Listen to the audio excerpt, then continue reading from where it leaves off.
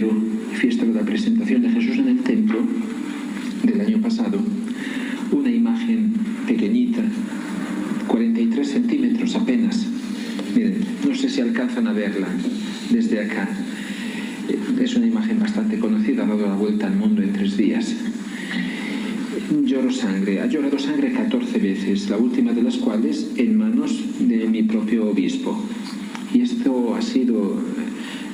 ha sido la primera vez que sucede en la historia, por lo que sabemos.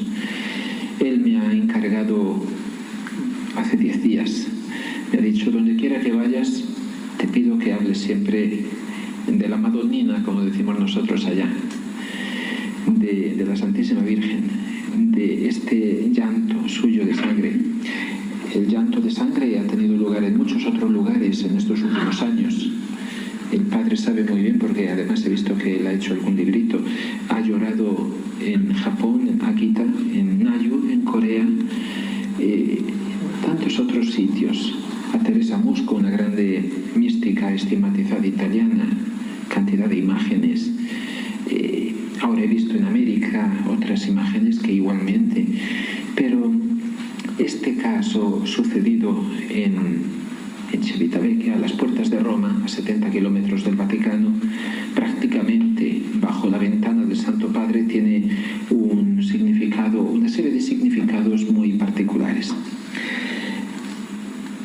Significados.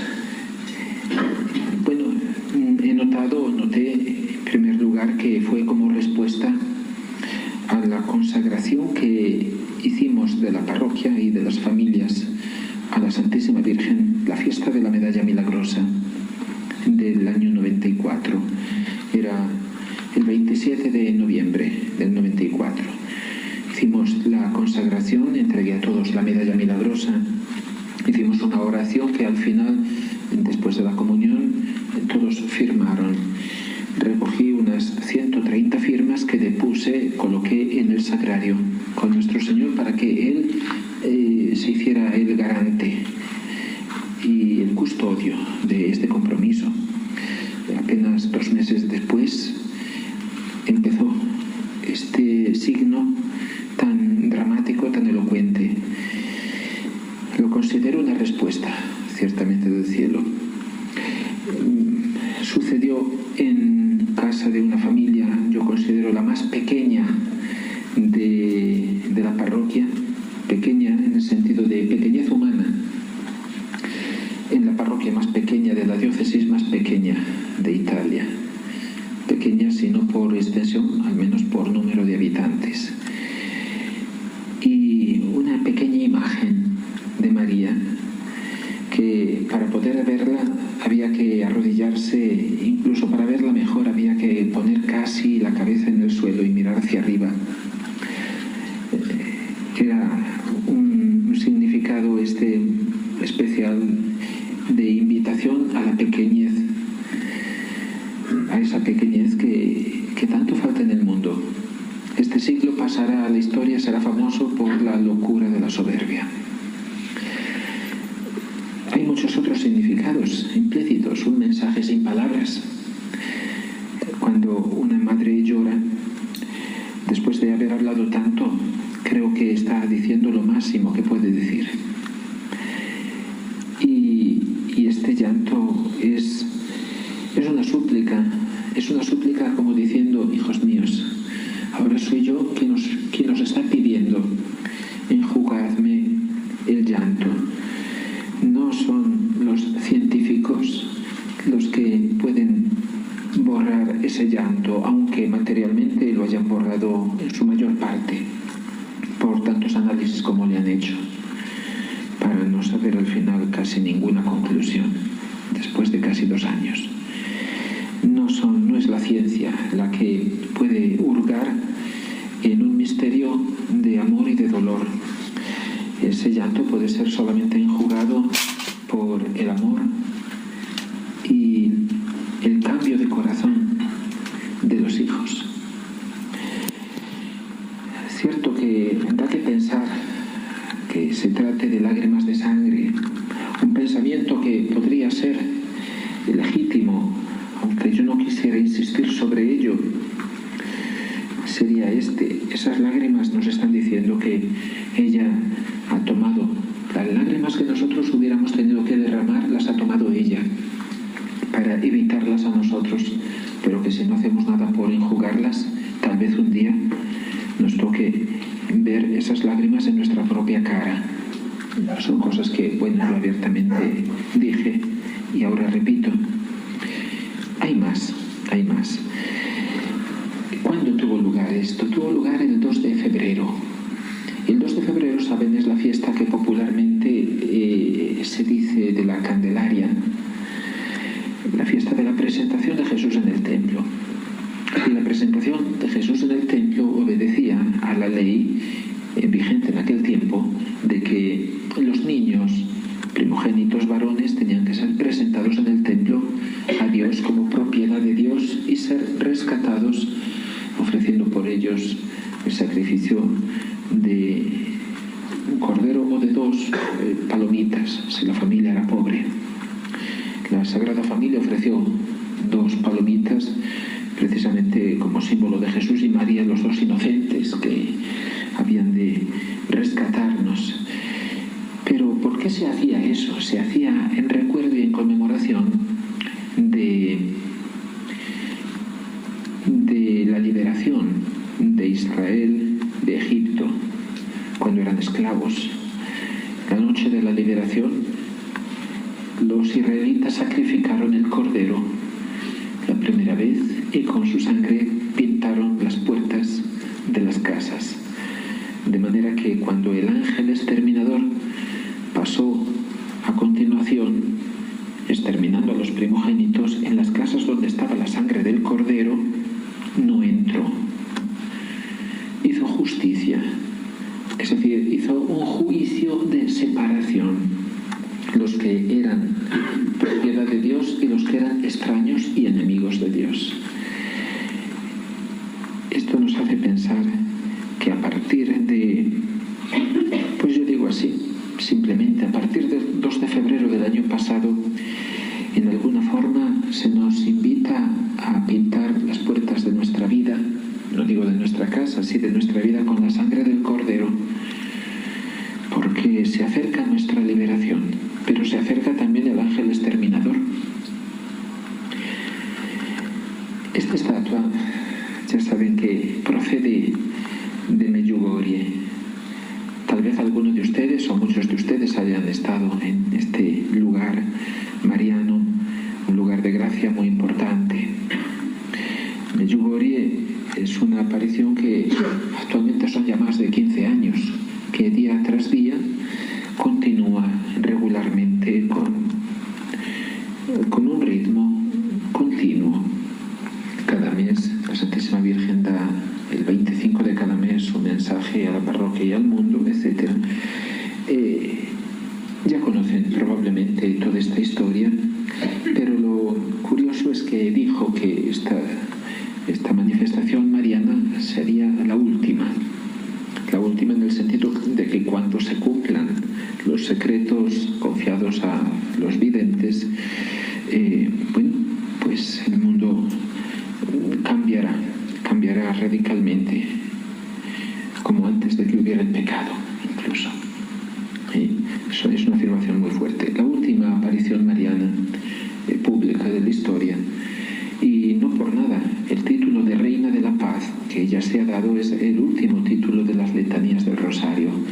Es una paz que es algo más que el no pelearse entre los hombres. Yo considero que es una paz con mayúscula, la paz entre el cielo y la tierra, la paz entre el Dios y sus hijos y sus criaturas.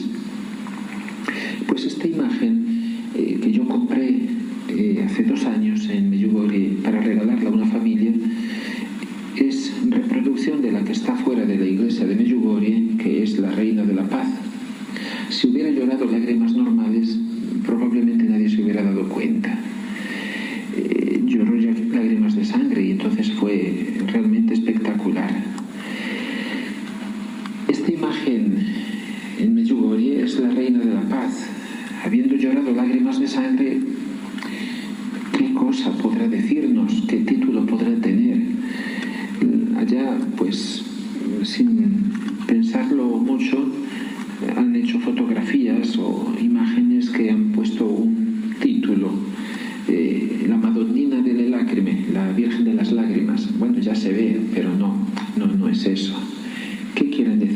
lágrimas. ¿Qué título o qué realidad teológica en realidad la Santísima Virgen está manifestando?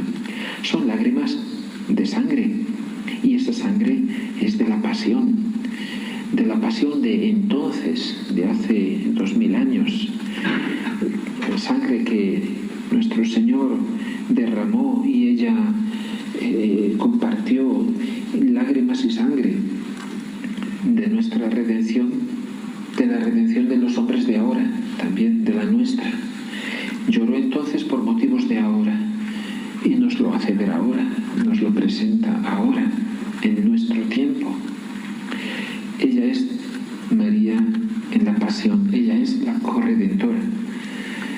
Aquí junto a Madrid, ya sabemos, ella también desde 1980, ¿verdad?, se está manifestando como nuestra Madre Dolorosa.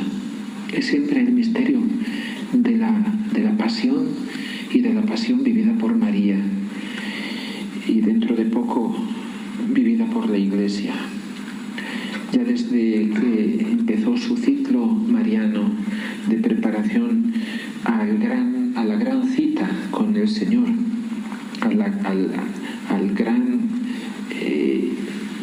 suceso de los últimos tiempos, ya desde que empezó esta serie de manifestaciones marianas en París en 1830, manifestándose a Santa Catalina Labouré, la medalla milagrosa, ya empezó a manifestarse llorando y con la voz entrecortada por los sollozos. Y en la Saleta es lo mismo, la ven, Melania y Maximino la vieron llorando, y así se ha ido manifestando progresivamente este misterio del dolor de María, y otras veces simplemente sin hablar. La Virgen, que una imagen suya lloró lágrimas normales, lágrimas humanas en Siracusa, famosa. Todo esto que nos dice, nos está hablando de este dolor de María, de esta pasión del Señor. ¿Y por qué nos habla de la pasión del Señor? ¿Por qué, por ejemplo, en Garabandal dijo una frase importante: pensad en la pasión de Jesús? Es que se ha enterado que no le damos importancia, que la pasión, bueno, es un hecho así para en alguna forma conmemorarlo como un piadoso recuerdo en Semana Santa y hacer procesiones y basta. Y sin embargo es algo que está delante de nosotros. No solamente es algo que pasó hace 2000 años a Jesús y a María, es algo que está por delante y que espera a la Iglesia. La suerte de Jesús, cabeza de la Iglesia, de nuestro Señor, no puede ser diferente de la suerte de su cuerpo místico. Las vicisitudes suyas las ha de vivir la Iglesia en una forma misteriosa, sin duda, pero real. Existe una misteriosa proyección en el tiempo nuestro de lo que fue para Jesús. De todo esto, un amigo, querido amigo, que algunos de ustedes sin duda conocieron, Carlos Vidal, él me habló y me explicó, y en largas conversaciones de teléfono incluso, internacional, las llamadas, me llenó la cabeza de números y de explicaciones. Bueno, yo iba de maravilla en maravilla. Él había escrito un libro, me dejó en alguna forma la herencia de volver a rehacerlo con todas las cosas nuevas que él me comunicó. Este libro y los suyos no la recibieron, pues ahí misteriosamente, este es el libro en castellano que ya salió, primero salió en italiano y luego en español, editado en Ecuador por nuestro amigo Fausto Galeano de la Librería Espiritual, está aquí a mi izquierda. Entonces ahí se ve esta cosa misteriosa de una proyección de la pasión del Señor en la Iglesia. Es una meditación que ofrece muchos motivos para la contemplación, y una contemplación afectuosa, una contemplación de corazón, una contemplación mística. Aparentemente es un libro de extrema racionalidad, pero sabe despegar y subir muy alto y llevarse el corazón ahora que la Iglesia ha de vivir este momento histórico tremendo en que se está viendo abandonada por tantos hijos suyos, es un dato de hecho, en que la confusión vemos como se ve entre nosotros, cada vez va extendiéndose más. Estamos asistiendo a toda una situación que presagia esta pasión en que María, como hace 2000 años, va a estar de nuevo al pie de la cruz, y sobre la cruz va a estar el cuerpo místico, esta vez místico, de su Hijo. Y esta pasión, que queramos o no queramos, hemos de pasarla, porque el Señor lo dijo a los discípulos de Emaús, necios y tardos de corazón, para entender las palabras de los profetas. Es que no era necesario que el Hijo del Hombre pasara todas esas pruebas para poder entrar en su gloria. Y así a nosotros se nos dice, es necesario para poder entrar en su gloria, en su triunfo, en su resurrección, en el gran triunfo del reino de Dios en la tierra como en el cielo. Estos son tiempos escatológicos realmente. Y María Santísima nos está advirtiendo, pasaremos esta pasión o por la trayectoria cruenta de Jesucristo o por la trayectoria incruenta de María, pero es inevitable para todos. María nos está conduciendo al misterio de la cruz, y una cruz que, vista desde la vertiente de acá, es una cruz ciertamente impresionante, es dolorosa. Recuerdo que ya en la tercera aparición en Medjugorje, los videntes contaron de haber visto a la Virgen que, en una expresión que repite otras manifestaciones marianas, por ejemplo en Ámsterdam, etc., tenía una gran cruz negra a sus espaldas. Ella estaba delante de la cruz y lloraba y decía: paz, paz, paz, reconciliaos. 10 años después explotó la guerra en Croacia y en Bosnia. Ya sabemos algo de lo que haya sido. Pues María nos viene a advertir, nos viene a pedir que nos preparemos para pasar la prueba de la pasión, que es purificación. Es purificación. Vista desde acá, desde esta vertiente, es una cruz dolorosa de purificación. Vista, digo así, anticipo de este modo, vista desde la vertiente de allá, es la cruz gloriosa. Es la cruz que va a dar un fruto incalculable de gloria y de triunfo. Pues bien, volviendo al tema de esta lagrimación en Civitavecchia, este creo que es el principal significado de este signo. María Corredentora, esta imagen que llora es como una prolongación de la última aparición mariana, porque ha sido dicho así, que es la de Medjugorje, que culmina, que cierra el ciclo de apariciones marianas. Todavía no ha terminado todavía el Escorial. En muchos otros lugares ya ha terminado. En muchos otros lugares, en estos últimos meses, ya se ha despedido y ya no se aparece. Está como de alguna forma advirtiéndonos: me tengo que retirar, hijos, porque si no, no puede venir lo que es necesario que venga. Ella no se retirará de los corazones, ciertamente. En la noche de la pasión, María fue la única estrella que no se apagó para Jesús, que no se eclipsó. Y así será para nosotros en la noche de la pasión y de la prueba.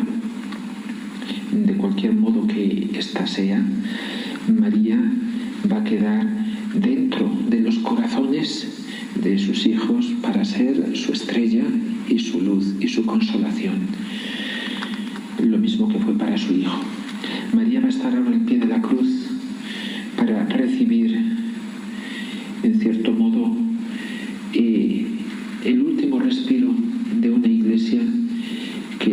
santa, pero está envejecida y llena de dolor y llena de cosas que la oprimen, y ella va a recibir esa vida para que al mismo tiempo de ella nazca siempre la misma iglesia, no otra diferente, pero nueva. Va a terminar una iglesia vieja y va a empezar una iglesia nueva, que es siempre la misma, pero nueva a partir de María.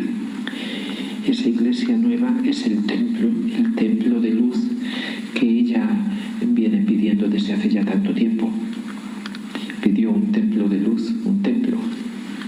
Yo añado lo de luz porque así me entiendo mejor, así hago entender que no se trata de piedras, como el templo que se puso a reconstruir San Francisco, hoy es su fiesta. Él entendió de esa forma: Francisco va y reconstruye mi iglesia, que como ves está en ruinas, y él se puso a reconstruir materialmente la iglesia de San Damiano en Asís. Y sin embargo, el Señor hablaba de su iglesia con mayúscula, y San Francisco realmente, con su fidelidad,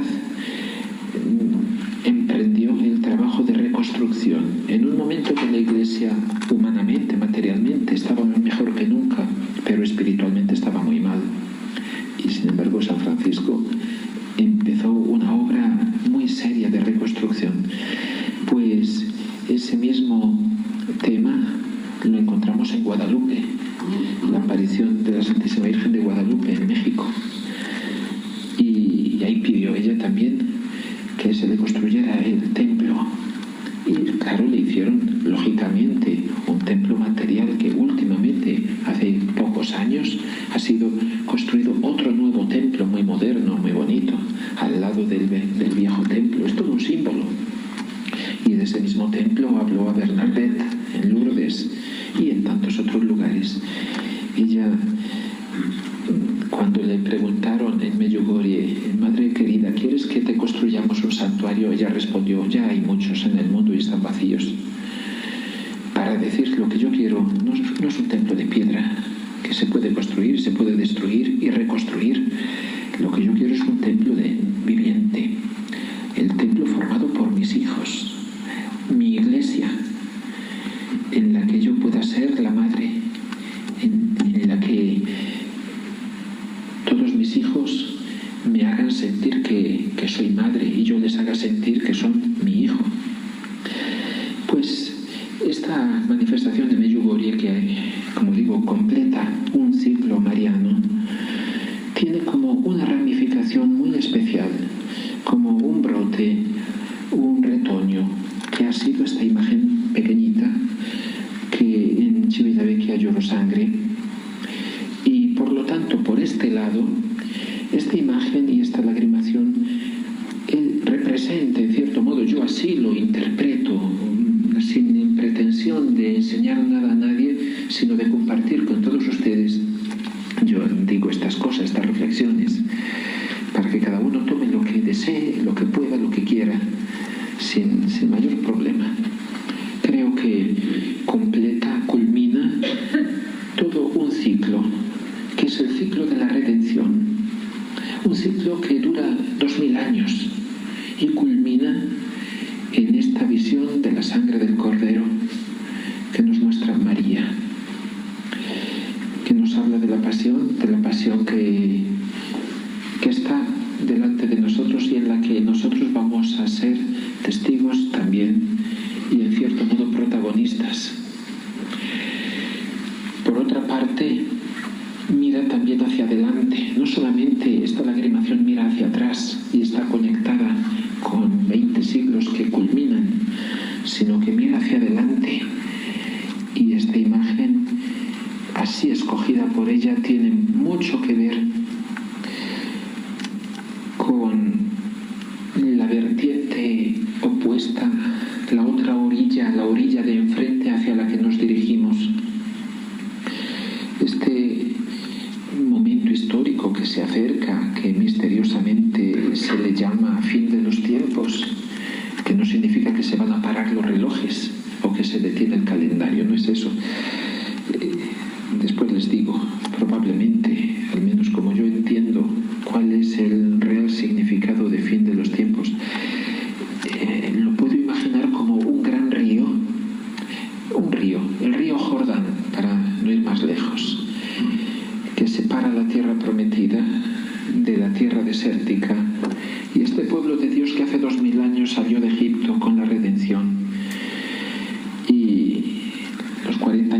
desierto para nosotros han sido como 20 siglos de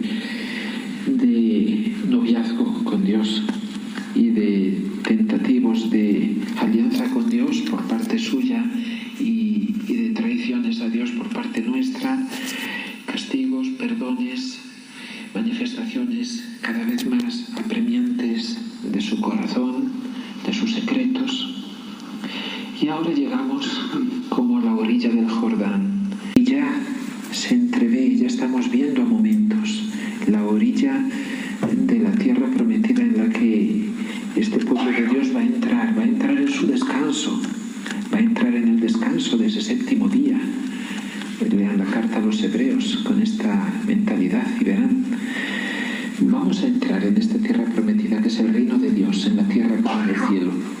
Y esta imagen de la Santísima Virgen representa como un puente, como una señal que indica ¿por qué digo esto? ¿De dónde me saco yo esta cosa? Esta imagen es muy especial. Repito, si tienen en la mente o tienen fotografías de la imagen de la Virgen de Medjugorje, se darán cuenta de que tiene una expresión poco usual. El artista que la hizo fue un artista italiano que primero hizo un cuadro un poco de estilo naif, luego le hicieron en estatua. Le puso una expresión así, la mano izquierda hacia adelante, con la palma de la mano abierta, como de alguien que está pidiendo o de alguien que está ofreciendo, y la mano derecha en el corazón. Y bueno, tiene esta expresión así. ¿Qué representa esto? Hubiera podido la Virgen Santísima elegir cualquier otra imagen de tantas que hay, la Virgen de Fátima, la Rosa Mística, como en otros lugares, etc. No, ha ido a elegir esta, y en ese lugar donde lloró. Porque en realidad, con este gesto, ella está diciendo mucho, está diciendo: hijos míos, aquí me vienen siempre a pedir cosas. Me pedís siempre cosas. Y no pensáis que esta vez soy yo quien os está pidiendo. Este es el detalle. Este es el grande mensaje. Tiene, por lo tanto, esta alusión muy elocuente con lo que es el gran proyecto de Dios. El gran proyecto de Dios, y este es el principal motivo de mi presencia esta tarde aquí con ustedes, tomando pie de la Virgen que lloró sangre en mi parroquia, pero tomando pie para ahora hablarles de esto. Nuestro Señor quiere establecer su reino en la tierra como en el cielo. Y aquí hay que tener ideas claras, porque el reino de la redención, por así decir, ya existe, hace 2000 años que existe. Este reino ya es, o sea, el aspecto de redención ya existe. Sin embargo, vemos que en la tierra son otros los dueños abusivos que nos dominan. San Juan, el apóstol predilecto, dice al final de su primera carta, vemos que todo el mundo yace bajo el poder del maligno. ¿Pero cómo, Juan? Si la redención ya ha sido hecha, ¿cómo es posible? Sin embargo, el mundo entero yace bajo el poder del maligno. Estamos esperando la gloriosa venida y manifestación de nuestro Señor Jesucristo. Lo decimos en la misa, la Iglesia lo espera. La revelación se cierra no con la palabra fin, sino con la palabra sí, vengo pronto. Porque la Iglesia y el Espíritu y la esposa dicen: Maranatá, ven Señor Jesús, y Él responde: sí, vengo pronto, vuelvo pronto. Pues Jesús es que no es rey, Él es un rey. Pero ¿dónde está su reino? Aquí en la tierra todavía no. Él tiene el derecho, pero efectivamente todavía en la tierra no. Con excepción de muy pocas realidades, la mayor parte de las cosas que aquí vemos no tienen nada que ver con él, son contrarias, hostiles a él.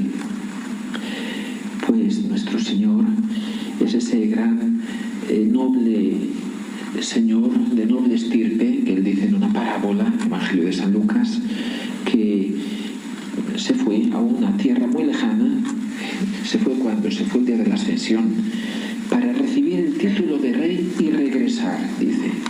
Y después de haber recibido ese título, y ese título, ¿cuándo se lo ha dado la Iglesia? Se lo ha dado en 1925, la fiesta de Cristo Rey, para recibir el título de rey y regresar. Para eso él va a regresar. La primera vez vino como redentor, la segunda, su manifestación, es un misterio el modo. Han habido herejías respecto al modo, no respecto al hecho. Respecto al modo existe la herejía del milenarismo, que interpreta en forma carnal, sensual, material, ridícula, la presencia prometida de Cristo en el mundo. Y esa es herejía. Lo que no es herejía es lo que dice el Apocalipsis, que ha de regresar para reinar 1000 años aquí en la tierra. Eso no puede ser herejía, es palabra de Dios. Y se ha hecho una gran confusión. Pues bien, nuestro Señor prometió su reino. Lo prometió ya desde su encarnación. El ángel dijo a María: reinará en la casa de Jacob eternamente y su reino no tendrá fin. Jesucristo lo dijo a Pilato en la pasión: sí, yo soy rey, para eso he nacido, para ser rey, y he de dar testimonio de la verdad. Y ese reino, ¿dónde está? Está ciertamente en el deseo, en el proyecto, en la decisión de Dios. Jesucristo mismo nos enseñó el Padre Nuestro, y con el Padre Nuestro nos hizo una promesa, la más solemne, una promesa que es certeza: venga tu reino, hágase tu voluntad, así en la tierra como en el cielo, venga tu reino, lo cual quiere decir que no es simplemente vayamos a tu reino, sino venga, debe venir, debe ser aquí en la tierra, porque de aquí de la tierra Él fue expulsado, y ha de ser como en el cielo. No fue el hombre expulsado del paraíso cuando pecó, sino que fue el pecado del hombre el que expulsó a Dios del paraíso. Y por lo tanto la tierra dejó de ser paraíso, porque Dios tuvo que retirar su propia voluntad adorable, ya que el hombre prefirió hacer la suya, miserable. Y desde entonces la tierra es un valle de lágrimas. Pues aquí en la tierra donde Dios recibió su derrota, es aquí donde Él por justicia va a tener su victoria. Podríamos decir así un poco en términos deportivos, si me permiten. Parece ser como si faltaran 5 minutos para que termine el partido y Dios va perdiendo por 40.000 goles a 0. No importa, Él va a ganar. Y Él ahora nos va a decir en qué modo maravilloso Él va a ganar. Como ganó en María, como ganó en Jesucristo mismo, dando su propia voluntad divina a su criatura. Les voy a decir esto y entre en el corazón de todos con toda su fuerza y su luz. El único problema que existe en el mundo, el único que existe en nuestra vida, es el problema de las relaciones entre dos voluntades: la voluntad de Dios y la voluntad nuestra. Punto y basta. Ese es el único problema. Los demás son consecuencia, son el resultado. Estas dos voluntades, que son las protagonistas de una historia de amor y de dolor, estaban ya representadas por los dos famosos árboles del paraíso terrestre: el árbol de la vida y el árbol del conocimiento del bien y del mal. Del árbol de la vida podían comer nuestros primeros padres, representa la voluntad divina. El árbol del conocimiento del bien y del mal tenía que estar ahí, en el centro del paraíso, pero no debían comer de él. Y este era el problema. ¿Por qué tenía que estar ahí si no tenían que comer de él? ¿Por qué Dios nos ha dado una voluntad si luego nos dice no hagas uso de ella, sino sírvete de la mía, divina? Porque nuestra voluntad nos constituye a imagen de Dios. Nuestra voluntad tiene una característica, que tiene el libre albedrío. Somos responsables de nuestras acciones. Podemos obrar sin ser obligados, sin ser forzados. Nuestros pulmones son obligados a respirar. Nuestro aparato digestivo se ve obligado a digerir por voluntad de Dios. Pero nuestra voluntad no es obligada a querer una cosa u otra. Nos la pone delante Dios, pero dice: decide tú. Te aconsejo que decidas por la vida y no por la muerte. Pues esta voluntad nuestra, Dios nos la ha dado para que tengamos, por así decir, una cosa de precio infinito, digna de Dios, para ofrecérsela en cambio de la suya. Dios nos está ofreciendo la suya. Dios puso al hombre su prueba, que era simplemente para decirle: te quiero hijo y no un esclavo, ni un robot, te quiero hijo. Y para ser hijo mío es justo, es necesario que tú tengas mi misma voluntad. ¿La aceptas? Y esta era la prueba. Y el hombre prefirió hacer la suya. Formó la cruz de esta forma, porque la cruz, ¿de dónde sale? Son dos palos cruzados, dos troncos cruzados. Y representa el choque, la contraposición, la oposición de estas dos voluntades. El palo vertical, que representa la voluntad del Padre, y el palo que se mete atravesado, que dice no quiero, representa la voluntad del hombre. Nuestro Señor vino a la tierra contentísimo, felicísimo de poderse encarnar, y Él traía la voluntad del Padre, porque Él es Dios, y también tenía la voluntad del hombre, porque Él es verdadero hombre. Nuestro Señor tiene las dos voluntades, y Él las unió felicísimamente en un abrazo de amor. Y nuestro Señor, teniendo dos voluntades, no es que vivió una doble vida, vivió una sola vida. No es que tuvo dos comportamientos, sino un único comportamiento, y sus acciones tienen valor divino, infinito y eterno. El sudar, el cansarse, el hablar, el dormir, el comer, el orar, acciones humanas con valor redentor, con valor divino, infinito y eterno, porque animadas por una voluntad divina, infinita y eterna. Pues bien, nuestro Señor, que traía estas dos voluntades en una unión feliz de un solo querer divino, asumió nuestras voluntades, y en Él esa voluntad del Padre y las voluntades de sus hermanos se tenían que haber encontrado en ese abrazo de amor, y en vez de encontrarse, chocaron terriblemente, y el pobre nuestro Señor quedó con el corazón despedazado por ese choque tan cruel y tan violento. La voluntad de Dios fue cruz para las voluntades de los hombres, y las voluntades de los hombres cruz para la voluntad de Dios. De esta manera, nuestro Señor quedó crucificado y vivió crucificado. Abrazó la cruz desde el momento que se encarnó, y ahora, como fruto de su redención, nos está diciendo esto: quiero que me deis vuestra voluntad, como yo le he dado la mía al Padre. Quiero que hagáis vuestra la voluntad del Padre, como la he hecho yo, como la ha hecho María, nuestra Madre Santísima. Ese es el gran mensaje que nos propone.